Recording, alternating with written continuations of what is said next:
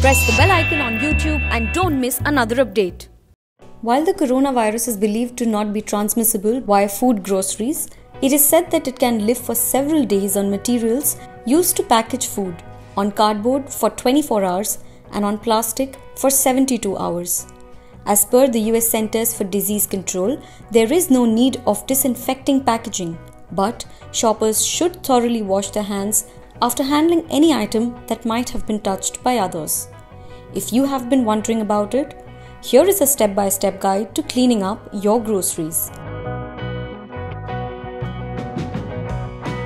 Ensure you put on your mask the right way and maintain social distancing while on the street. Avoid touching your phone, face, nose and eyes. Carry your own grocery bag which can be cleaned or disinfected once you're back home. Ensure you don't have to travel far.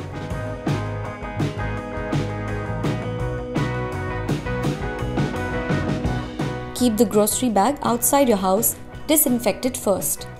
Dust the groceries with a clean cloth and discard the cloth. Remove your mask. Place the groceries on a clean spot in the kitchen.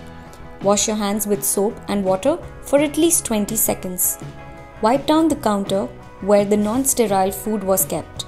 Wash the fruits and vegetables in cold water for at least 30 seconds. Go for a bath. Ensure before and after cooking, you thoroughly wash your hands with soap and water. Vegetable scraps should be properly disposed of in a closed dustbin which is kept away from the kitchen or living room.